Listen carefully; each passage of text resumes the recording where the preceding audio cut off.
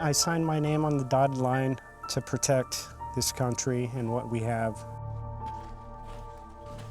To be a war fighter, to protect that, means that I trust in my skills. I trust in my teammates' skills to, complete the mission and, bring everyone home safely. We see all the movies, and it's almost glorified. Pulling that trigger overseas for the first time is not fun.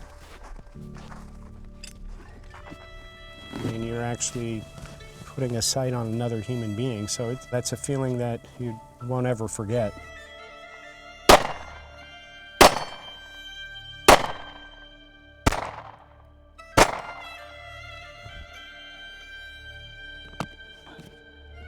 We can do all the training in the world, and that's not going to replicate actually using those skills overseas.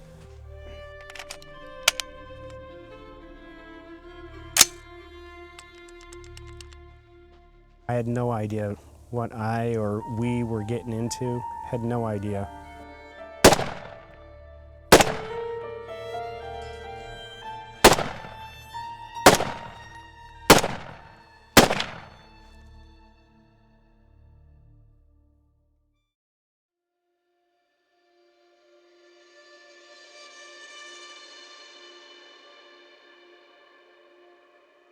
Since a very early age, there were always high expectations of me.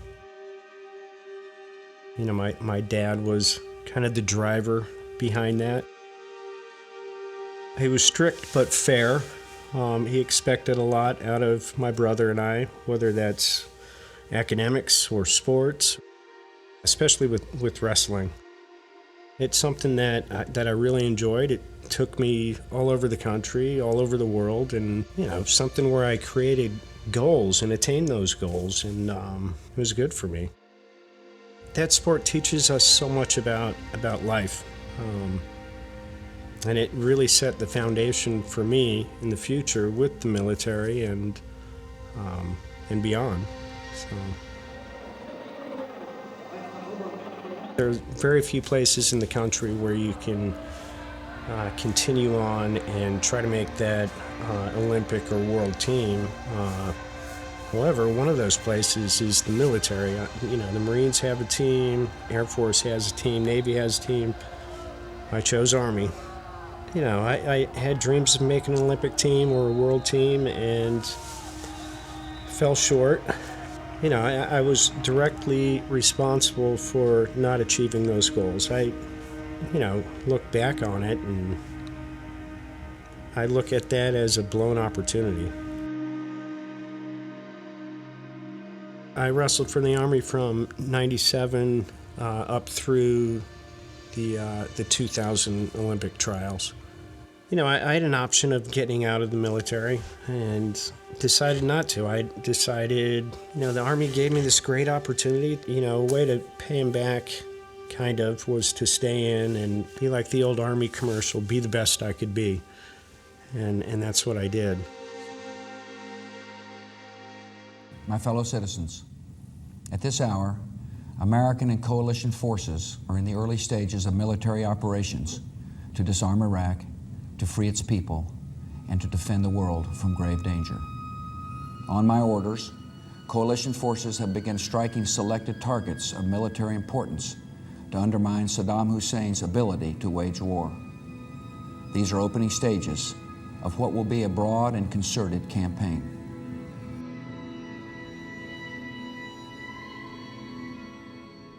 I spent a couple years as an infantryman. I was in Mosul, Iraq from 2004, 2005, and I tell you what, it was the Wild West. I mean, every time we left the wire, there was always a threat, every time.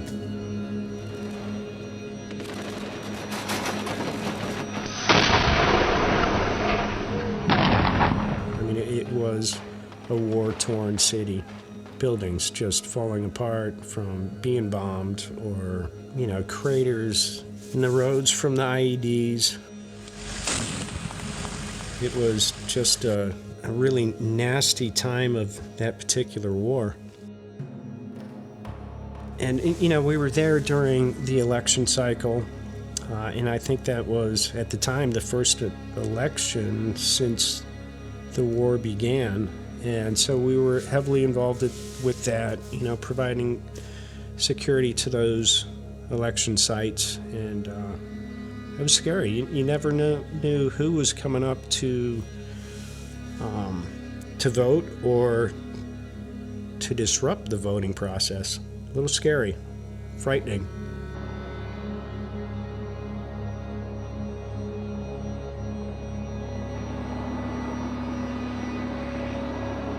It was a cold day in Iraq, and I remember seeing this guy sitting in the truck and looking at him because he looked so strange because he was sweating bullets. I was like, wow, it's freezing out. How is this guy sweating? So immediately I knew something wasn't quite right, and as soon as he was out of my peripheral vision, that's when I saw the truck come to our vehicle and T-boned our vehicle. And I mean, it just enormous blast. I pushed through, go, look on, left. 20 X-ray, red one, contact ID. You know, obviously I was knocked out. I mean, it knocked me out cold. Shrapnel wounds to face and head. I mean, both eardrums were completely blown. And waking up from that and not knowing what's going on is really scary. And, you know, feeling the blood, you know, drip from my face and seeing it come off me, you know, pretty flowing out of my head and face. That's a scary thing to wake up to. And not knowing the severity of the wounds I had just sustained, it was terrifying. The vehicle that was used was an American-made truck. So how coincidental is that? It was an old, probably mid-70s Chevy truck. So I'm guessing you're not a Chevy guy. I'm not a Chevy guy, no.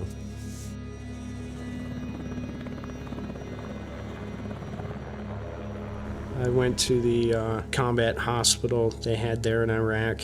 Without telling me, they pumped me full of morphine, and you know, things started getting really cloudy, and then I got really frightened. I was like, oh my God, I'm circling the drain. Wait a minute, they put morphine in me. It would have been nice if you guys let me know that. Yeah, so if any humor came out of that story, that was it. During that tour, we ended up doing some work with a special forces team. I'm not going to say they did what they wanted to do, but their left and right limits were much greater than what we had, and I just thought, wow, this is really cool. This is something that I'm very interested in. So I think it was a month after I got back from that tour in Iraq is when I went and talked to the SF recruiter and said, look, I'm in. Send me to selection. I want to go. So I did.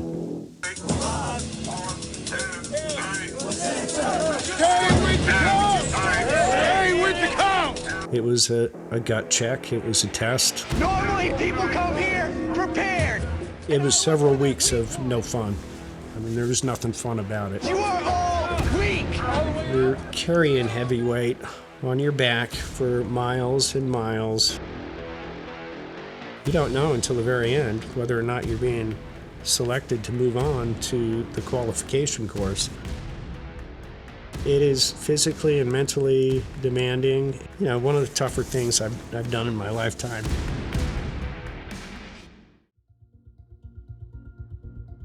After the selection process, you're assigned, you know, a particular MOS, and in my case, I was chosen to be a Special Forces medic.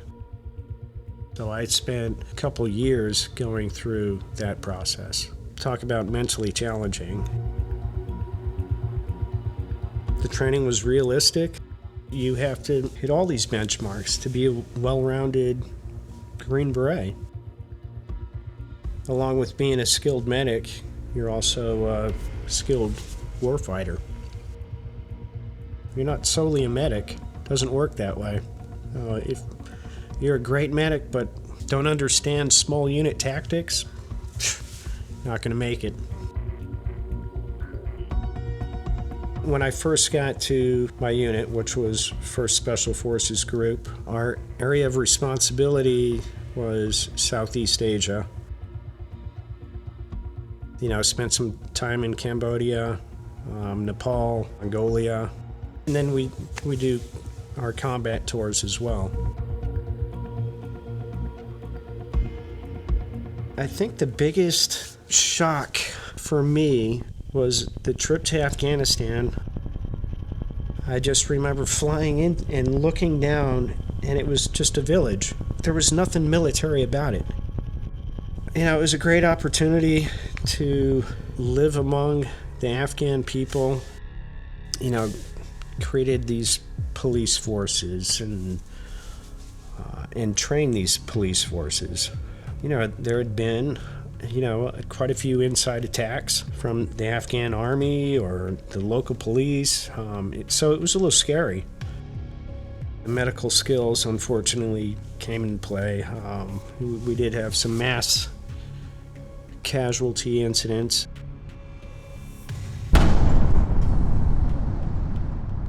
These polling stations would get hit with, a suicide bomber or car bomb, and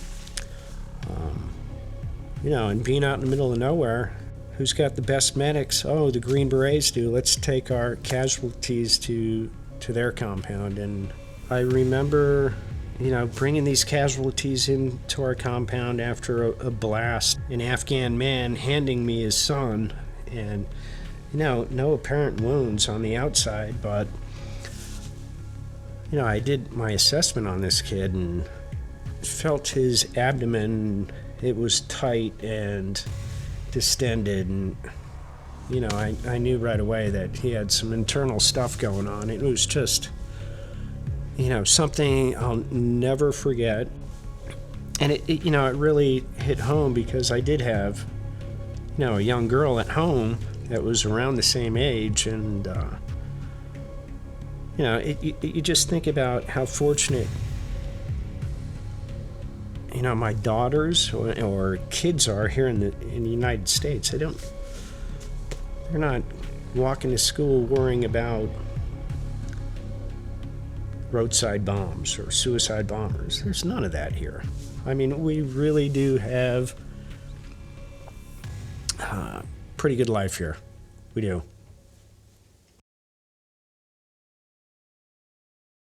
Over the course of my career, the 2 tours to Mongolia were absolutely my favorite tours. I went alone.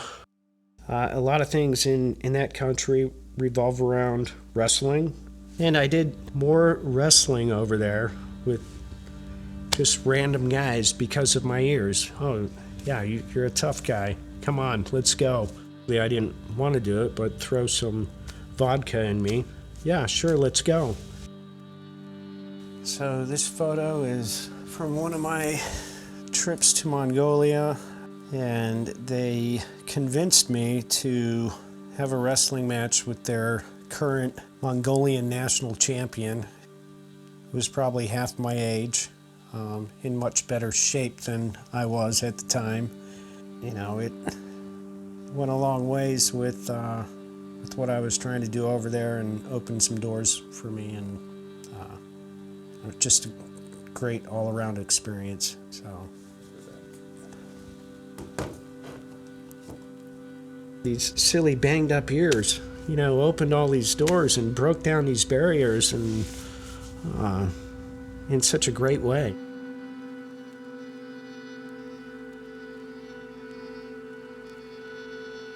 I spent from 2005 to 2017, in the special operations realm. I'd like to have some quality of life for not only for myself, but for my girls in the future. And the way I was going, there wasn't going to be much quality of life. So, yeah, so it was time.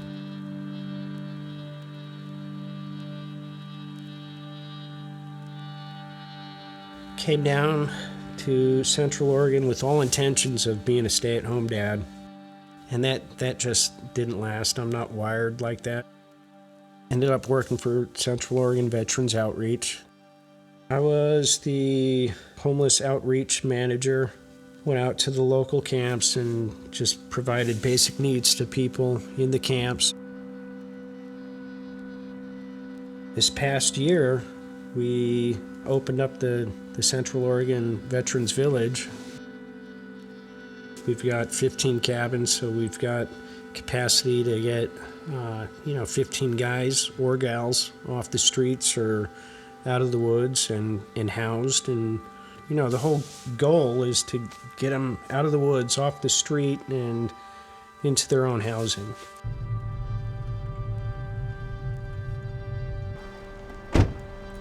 I think they enjoy the camaraderie that we have down there. It's been really helpful for a lot of the guys.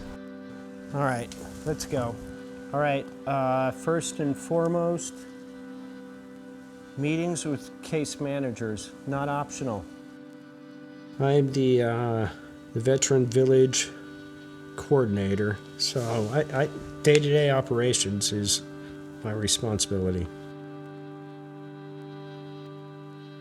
We've had 21 total come and go, so I view that as a success. We get veterans, either off the streets or out of the woods, and give them a comfortable, warm place to live, and start concentrating on, finding housing, finding employment, looking into healthcare. This is just a small way to help out just a few of them. Being homeless compared to being here is the difference between having clothes on and walking in the snow and not having enough clothing on and maybe freezing to death. I was very cold. This place literally saved my life. We love David. He's on top of his game. He's a good leader. He makes sure that we have the resources that we need to not just survive but flourish.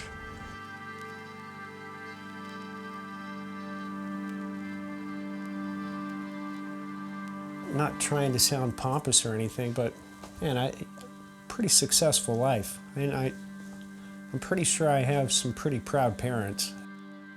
Reach those high expectations? I think I did. And I don't have any regrets. No, pretty successful, pretty proud.